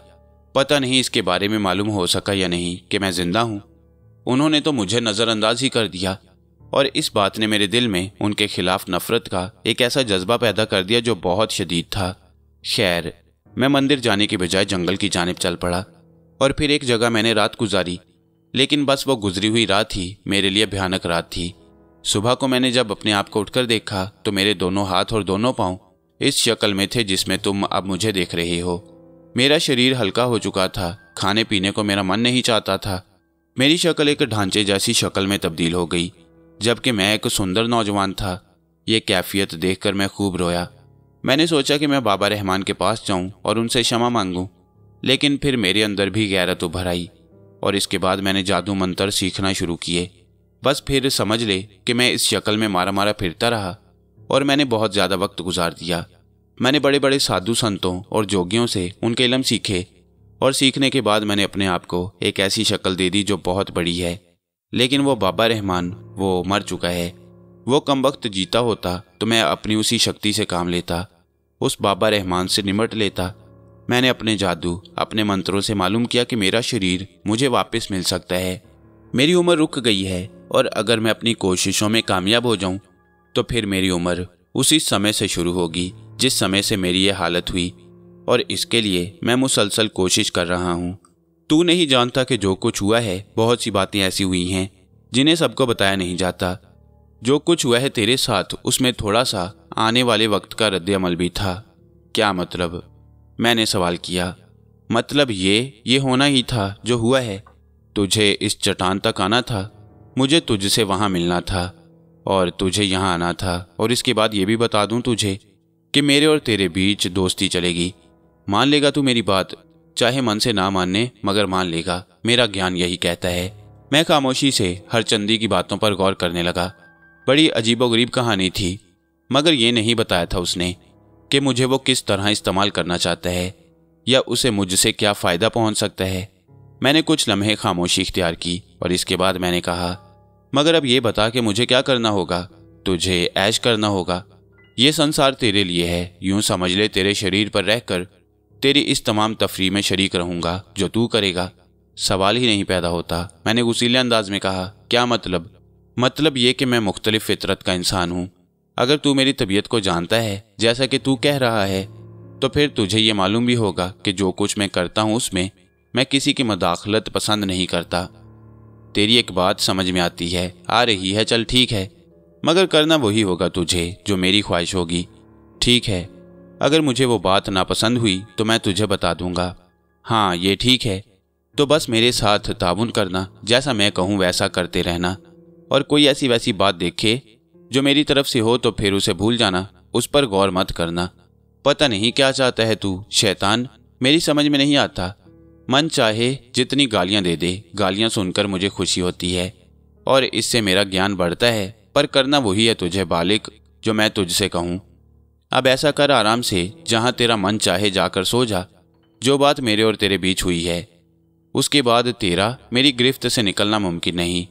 मैंने चौंक कर उसे देखा और फिर आहिस्ता से बोला, क्या मतलब? मतलब तुझे खुद मालूम हो जाएगा। बहुत सी बातें मनुष्य को खुद मालूम होती हैं, बताने से उसकी समझ में नहीं आती या वो यकीन नहीं करता।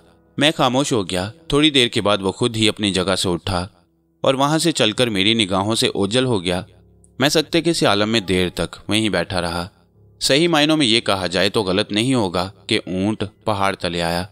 इससे पहले जो कुछ होता रहा था उसको दोहराना फजूल है, लेकिन मेरी तबीयत का अंदाज़ा आप लोगों को हो गया होगा कि एक ऐसा शख्स जब इस तरह किसी मकड़ी के जाले में फंस जाए तो उसकी जहनी कैफियत क्या हो सकती है। मेरा दिमाग काम नहीं कर रहा था। ये बात तो मैं जानता था कि वो पुरस्रार बूढ़ा जिसने अपना नाम हरचंदी बताया है, इंतहाई खौफनाक और पुरस्रार ताकतों का मालिक है। उसके खिलाफ कोई अमल करना बहुत मुश्किल काम है। मेरी फितरत हरचंदी की इस बात को कबूल नहीं करती थी कि मैं किसी के मातहत रहकर काम करूं। लेकिन आप यकीन करें या ना करें, बस एक ऐसा एहसास जिसमें किसी को बर्तरी नहीं थी बल्कि एक तफरीही मालूमात के हसूल का तसव्वुर मेरे दिल में पैदा हो गया और मैंने सोचा कि हरचंदी से ताउन तो करूं। इसके बाद मैं अपनी जगह से उठा। मैंने उस हिसार से बाहर निकलने की कोशिश की, लेकिन मुझे कोई दिक्कत नहीं हुई और मैं वहां से बाहर निकल आया। दिल में बहुत कुछ सोच रहा था। उस वक्त उस पुरस्रार इमारत से बाहर भी जा सकता था, लेकिन जैसा कि मैंने फैसला किया था कि उससे ताउन करूंगा और देखूंगा कि उसकी कुव्वतें कहाँ तक मेरे लिए कारआमद साबित हो सकती हैं। अकल का तकाजा ये था कि पहले ये अंदाज़ा लगाऊं कि ये पुरस्रार बूढ़ा आदमी, इसने अपनी कहानी सच सुनाई है या झूठ, कैसी कैसी कुव्वतों का मालिक है, मेरे लिए किस कदर कारआमद साबित होता है। ये सारी चीज़ें बस मुझे देखनी थीं। पीछे के मामलात पीछे रह गए, लेकिन अब सूरत हाल मुख्तलिफ हो गई थी। मैं कोई बड़ा खतरा भी मोल नहीं लेना चाहता था। चुनाचे खामोशी से एक जगह मुंतखिब करके लेट गया। ना जाने कब तक सोचें जहन में कुलबुलाती रहीं। आखिरकार नींद आ गई। दूसरी सुबह जागा तो वहीं उस वीरान इमारत में पड़ा हुआ था। हरचंदी कहीं नजर नहीं आ रहा था। चंद समय सोचते रहने के बाद मैं अपनी जगह से उठा और फिर उस घर से बाहर निकल आया। मैंने बाहर की सिमत हरचंदी को देखा जो झुका हुआ बैठा था। सांप जैसे हाथ और पांव, अजीबोगरीब बदन, देखकर शदीद कराहत महसूस होती। वैसे एक छोटी सी गलती में मैंने कितना नुकसान कर दिया। अगर इंसानी हमदर्दी की बुनियाद पर मैं इस शख्स को अपने कंधों पर सवार करके इस इमारत तक ना लाता या उन दो लड़कियों का लालच मेरे जहन में ना होता तो हो सकता है मैं इस जाल में ना फंसता। असलियत क्या थी ये तो खुदा ही बेहतर जानता है, लेकिन अब मैं खुद को एक अजाब में गिरफ्तार महसूस कर रहा था। हरचंदी को जैसे मेरी मौजूदगी का पता था, उसने बगैर मेरी जानिब मुड़े हुए कहा, आ जाओ बालिक, आ जाओ, नाश्ता कर लो। गालिबन वो कुछ खा रहा था। मैं आहिस्ता से चलता हुआ उसके अकब में पहुंचा। फिर जो कुछ मैंने देखा उसे देखकर मुझे इस बुरी तरह से उल्टी हुई कि मेरा दिल, कलेजा और फेफड़े बाहर निकलने लगे। वो एक इंसानी लाश थी, इस कदर सड़ी हुई और बोसीदा कि उससे शदीद ताफुन उठ रहा था और हरचंदी उसके खुले हुए पेट से आंतें निकाल कर चबा रहा था। मैं नफरत से मुंह सिकोड़ कर बाहर निकल आया। जो कैफियत हुई थी उसने इस तरह से तबीयत खराब कर दी। दालान से बाहर आकर मैं सर पकड़ कर बैठ गया। कुछ देर के बाद मुंह वगैरह साफ किया। एक लम्हा के लिए दिल चाहा कि यहाँ से भाग जाऊं और बस्ती पहुंच जाऊं, लेकिन ना जाने क्यों ऐसा महसूस हुआ जैसे किसी ने कदम रोक लिए हों। थोड़ी देर के बाद हरचंदी अपनी उन ही पतली पतली टांगों से चलकर मुझ तक पहुंचा और बोला, ये सब कुछ तो तुम्हें बर्दाश्त करना होगा। वो इंसानी लाश किसकी थी? किस इंसान ही की थी? उसे एक मरघट से उठा लाया था मैं। उसके रिश्ते नातेदार उसकी अर्थी बनाकर उसे जलाने के लिए लाए थे। वो उसे आग में भस्म कर देते, मगर मैं वहां नमूदार हो गया और सारे के सारे ससुरे भाग गए। अरे बेटा, क्या नाम बताया तूने अपना? शाहू? हाँ, शाहू। तो बेटा शाहू, इस संसार में तू जो कुछ देख रहा है समझ ले संसार उसका है। रिश्ते, नाते, प्रेम, प्यार, सारी की सारी चीजें दिखावे की चीजें होती हैं। मनुष्य ने मुंह से अल्फाज तराशे हैं, उन्हें इस्तेमाल करता है।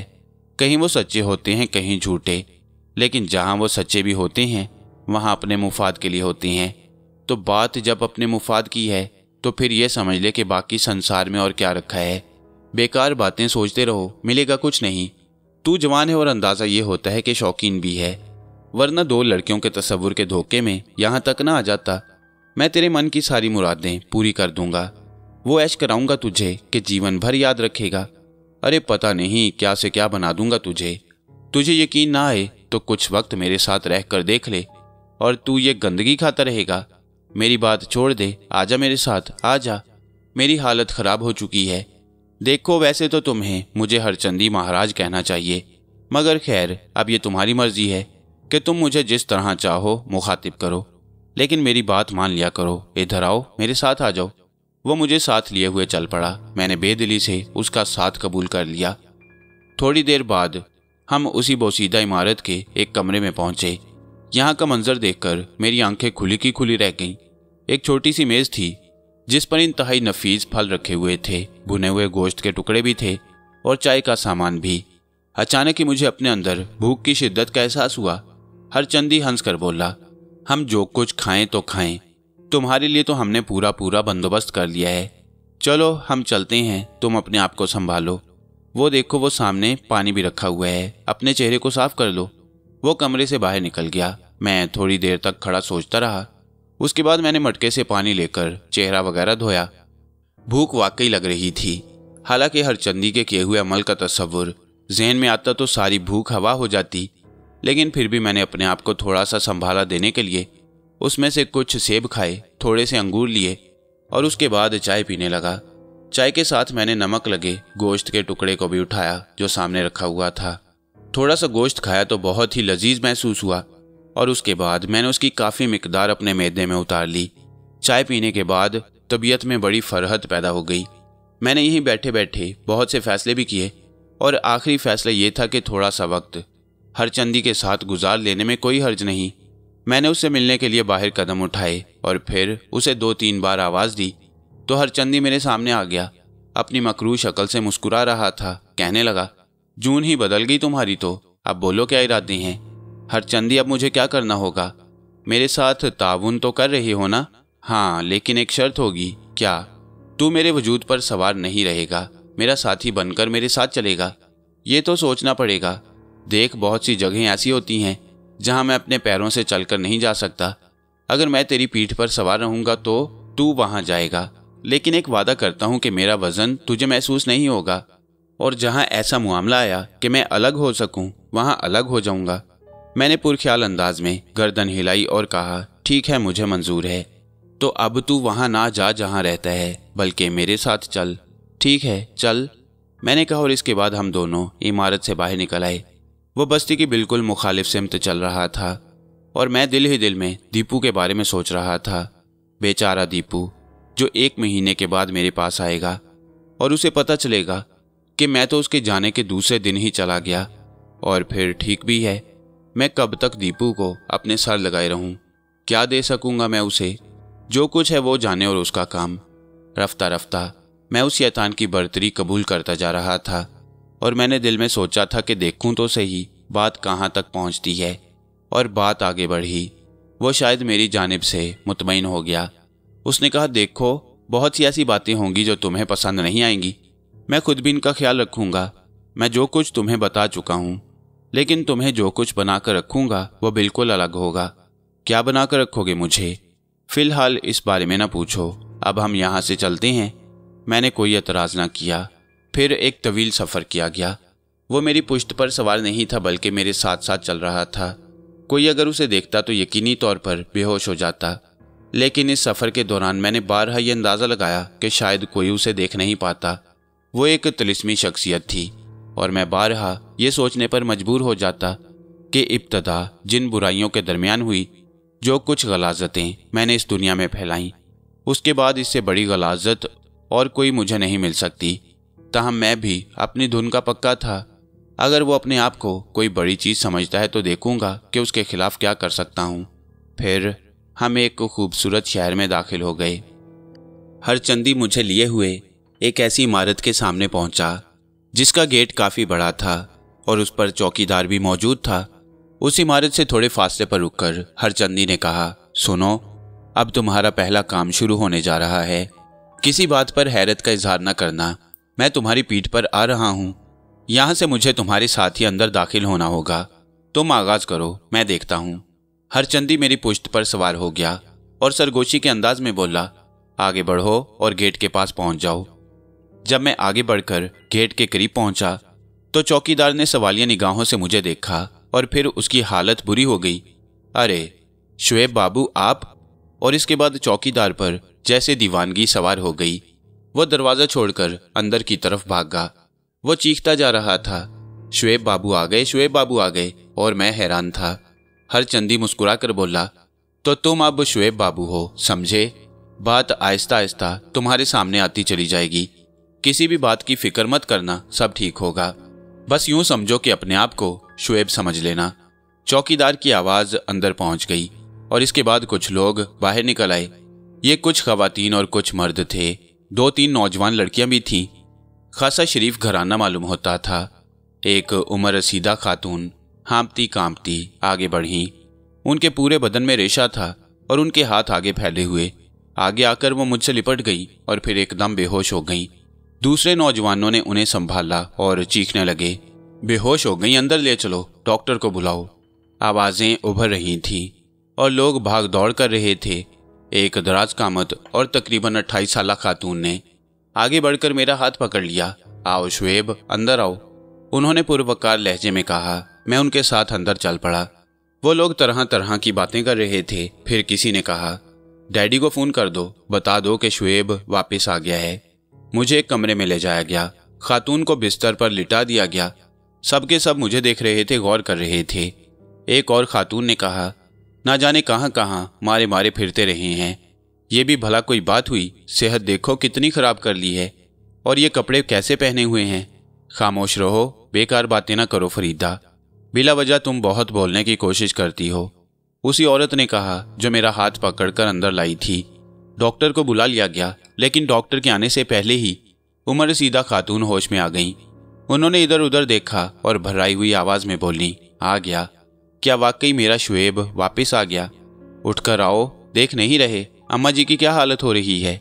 एक बड़े साहब ने कहा और मैं उठकर अपनी अम्मा भी को देखने चल दिया, जिन्हें मैंने कभी देखा भी नहीं था। उम्र सीधा खातून ने दोनों हाथ ऊपर किए और मेरा सर अपनी सीने से लगा लिया। फिर उन्होंने कहा, माँ की जान लेना चाहता था ना? ले ले, अपने हाथों से गर्दन दबा दे, मार दे मुझे, मगर ये सलूक तो ना कर मेरे साथ मेरे बच्चे। कौन सी ऐसी बात कह दी थी? क्या कह दिया था, बोल। मेरे कान में सरगोशी उभरी। ऐसे मौक़ों पर जो कुछ कहा जाता है वही कहो। अपनी कारकर्दगी पर शर्मिंदगी का इजहार करो। आवाज़ उस शैतान की थी, लेकिन अब मैं भी उतना ही शैतान था और उसे हर तरह का ताउन कर रहा था। मैंने शर्मिंदगी से उस खातून के सामने सर झुका दिया और आहिस्ता से बोला, जो होना था हो गया, मैं अब और कुछ नहीं कह सकता। भैया सब ठीक हो जाएगा, तुम फिक्र मत करो। तुम आ गए, तुमने सही मायनों में इस घर पर एहसान किया। मैं ज़ाती तौर पर तुम्हारी शुक्रगुजार हूँ। हम सब तो जिंदा दरगोर हो गए। भैया तुम किसी बात की परवाह मत करो। वो औरत जो ये अल्फाज कह रही थी वही दराज कामत औरत थी जो काफ़ी खूबसूरत थी और जिसने मेरे साथ बहुत अच्छा रवैया इख्तियार किया। बामुश्किल तमाम मुझे इनसे निजात मिली और फिर उन्हीं खातून ने मुझसे कहा, शुएब तुमने इरफाना को भी छोड़ दिया। उस बेचारी ने तुम्हारा क्या बिगाड़ा था? वो गरीब, ज़रा उसकी कैफियत तो देखो। वो अब भी उठकर तुम्हारे पास नहीं आई, जानते हो क्यों? मैंने सवालिया निगाहों से उन खातून को देखा। बीमार है, वो बिस्तर से लग गई है तुम्हारी जुदाई में। देखो, इंसान फैसले करते हुए कम से कम ये तो सोचता है कि उसके इन फैसलों से किसे किसे नुकसान पहुंचेगा। बहुत बुरा किया है तुमने, ख़ास तौर से दादा जान के बारे में तुम जानते हो, उनके वजूद में तुम्हारी ज़िंदगी है। जिंदा दरगोर हो गई हैं। उसी दिन से बैठे हुए चिल्लाकशी कर रही हैं, बाहर नहीं निकलते, कुछ खाते पीते भी नहीं। क्या बना दिया है तुमने इस घर को?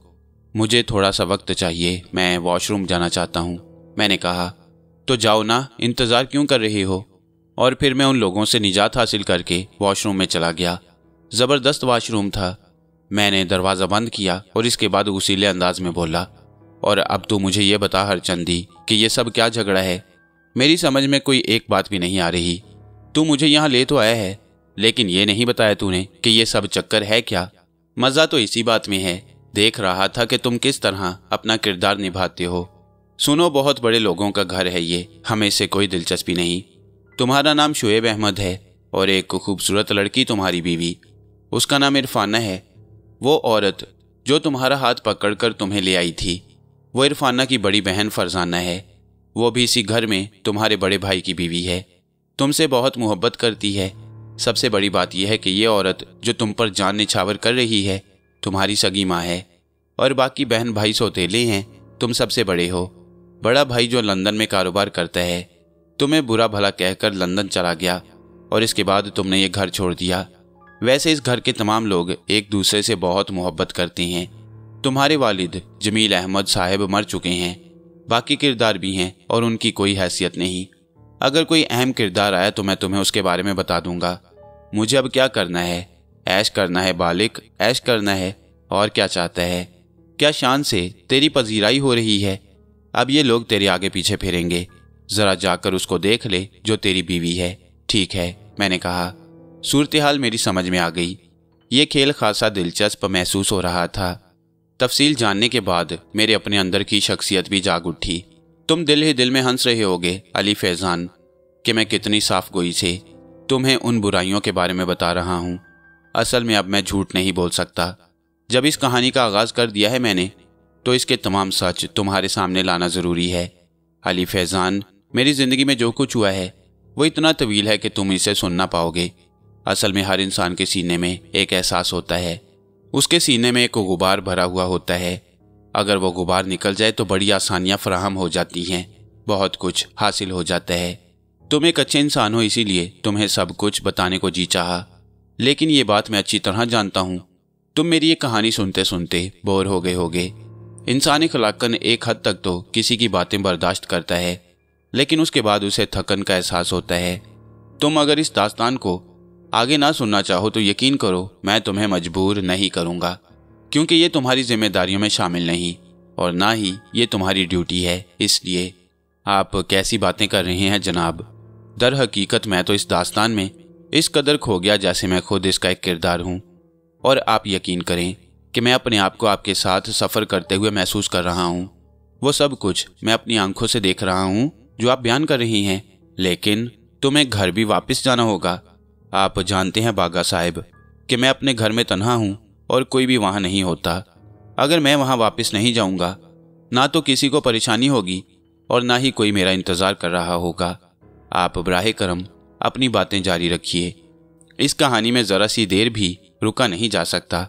मुझे हंसने की आवाज़ सुनाई दी। फिर यूसुफ बागा ने कहा, जाओ, बावर्ची खाने में बहुत कुछ है, अपने लिए तैयार कर लो। खाने पीने के बाद वापस मेरे पास आ जाना, मैं तुम्हें आगे की कहानी सुनाऊंगा। मैंने यूसुफ बागा की हदायत पर अमल किया और खाने पीने के दौरान जब मैं उससे अलग हो गया तो मैंने उसके बारे में सोचा। इसमें कोई शक नहीं कि मेरे बदन के रोंगटे भी खड़े हो गए थे। ये अजीबोगरीब कहानी सुनकर, वो इंसानी ढांचा जिसे इंसान तो कहा ही नहीं जा सकता, यूसुफ बागा था भी या नहीं।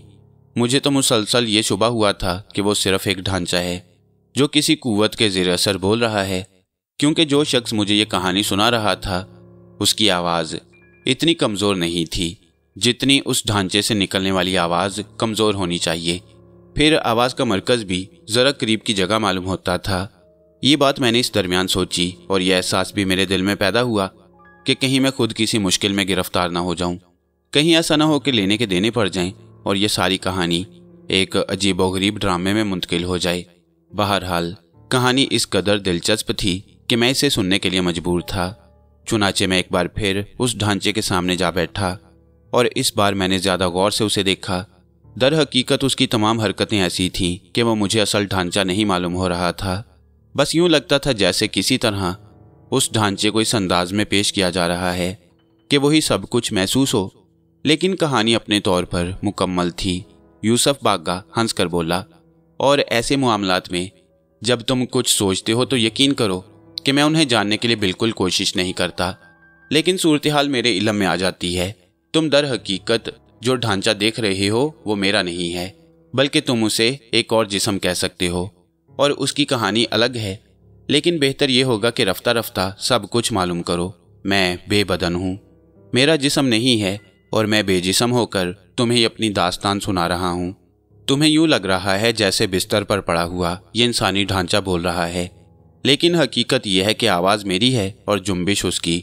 ऐसा क्यों है ये वक्त से पहले तुम्हें नहीं बताया जा सकता। मेरा ख्याल है तुम्हारी तसल्ली हो गई होगी अगर आगे की कहानी के बारे में तुम कहते हो कि उसे मुसलसल सुनने के ख्वाहिशमंद हो, तो एक बार फिर अपनी उसी ख्वाहिश का इजहार करो। जी सर, मैं एक बार फिर इस ख्वाहिश का इजहार करता हूँ। फिर यूसुफ बाग्गा की आवाज़ उभरी तो कहानी को मैंने उसी जगह छोड़ा जब वॉशरूम में उस शख्स ने मुझे तमाम तफसीलात बता दी। और अब जब मैंने ये फैसला कर लिया कि उसकी हदायत पर अमल करके ज़िंदगी के ऐशो इशरत से लुत्फ़अंदोज़ होऊंगा, तो बाहर निकलने के बाद मैंने रवैया ही तब्दील कर लिया। वो खातून जो मेरी माँ की हैसियत रखती थी अब उठकर बैठ गई थी। मैं उनके कदमों में जा बैठा तो उन्होंने कहा, अब ज़्यादा सादतमंद बनने की कोशिश कर रही हो। अरे वो सौतेले हैं ही कहाँ, तू उन्हें सौतेला समझता है तो तेरा जो दिल चाहे समझ, इससे क्या फ़र्क पड़ता है। मैं अब भी यही कहती हूँ कि वो तेरे बड़े भाई हैं, सगे भाइयों की तरह। मुझसे गलती हो गई थी, मैं अपनी गलती पर शर्मिंदा हूँ, मैंने कहा और उमर रसीदा खातून ने मुझे अपने सीने से लगा लिया। इस किस्म की फजूल बातों से मुझे कोई दिलचस्पी नहीं थी, क्योंकि बचपन से लेकर आज तक मेरी अपनी माँ ने मुझे सीने से नहीं लगाया। किसी और माँ के लम्स को मैं और क्या हैसियत दे सकता था। लेकिन अदाकारी, सब कुछ अदाकारी। और इन तमाम अदाकारियों के बाद वो खातून जिसका नाम मुझे बाद में मालूम हुआ कि फरजाना है, मेरा हाथ पकड़कर आगे बढ़ गई और बोली, उससे मिल ले जिस गरीब ने तेरा कुछ नहीं बिगाड़ा। चल बस, अब ज़्यादा नखरे बिल्कुल नहीं चलेंगे। मैं उन खातून के साथ चल पड़ा। उनके हाथ का लम्स मुझे अजीब महसूस हो रहा था और मेरे बदन में गुदगुदियाँ सी हो रही थीं। कई बार मैंने उन्हें गहरी नज़रों से देखा और उनके सरापा की एक तस्वीर अपने जहन में उतार ली।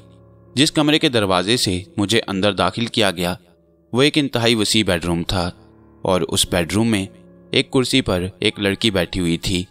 उम्र 23 साल होगी, चेहरे पर जर्दी, बाल बिखरे हुए, लेकिन इस कदर आर्टिस्टिक शक्ल थी कि एक लम्हे के लिए मैं उसे देखकर दंग रह गया। जिस्मानी तौर पर भी निहायत मौजूद। हाँ, ये बात कही जा सकती है कि चेहरे पर गम की परछाइयाँ थीं। उसने आंखें उठाई तो काली सी आंखों में मुझे शिकायत नजर आई। वह मुझे देखती रही और मैं भी खामोश उसे देखने लगा।